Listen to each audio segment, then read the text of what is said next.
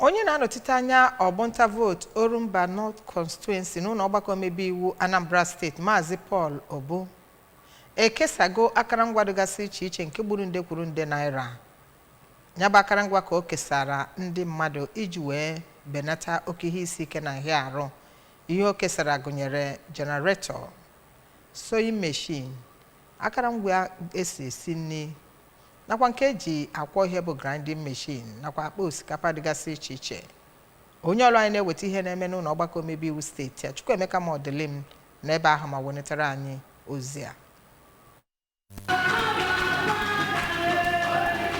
N'okwu ya, Maazị Obu kọwara na ya bụ akụrụngwa o nyere ndị ọgbụnta nkwado ya ga-ewepụ ụbịam na ndụ ha ma mee ka ha nwee ike ị na-akpata ego ma na-egbokwazi mkpa dịrị ha ma nwekwa ike nyekwazịa ndị mmadụ ọrụ ka steeti a nwee ike kawanye n'ihu.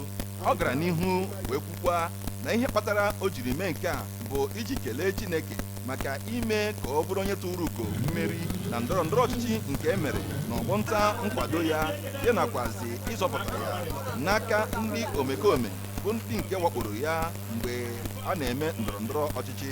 Maazị Obu mekwara ka amata na ya ga na-aga n'ihu na-enye ndị ọgbụnta nkwado ya ike nke ha ga-eji wee na-akpata ego na-egbokwazi nsogbu dịrị ha n'ihi na ọ bụ ihe o kwere ha na nkwa.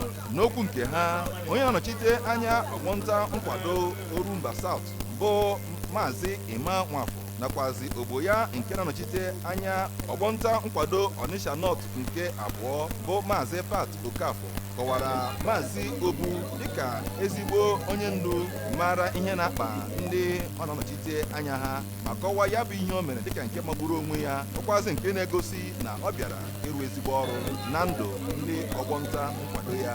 Ụfọdụ n'ime ndị ritere ya bụ elele gụnyere Maazị Kinsele Asiegbu nakwazi Odoziakụ Amaka Okereke kelere Maazị Obu maka ịgbanwe ndụ ha site n'ibunye ha akụrụngwa nke ga na-enyere ha aka n'ịzụ ahịa ma kwekwa ya nkwa na ha ga-aga n'ihu mepụta ihe ọ tụrụ anya n'aka ha.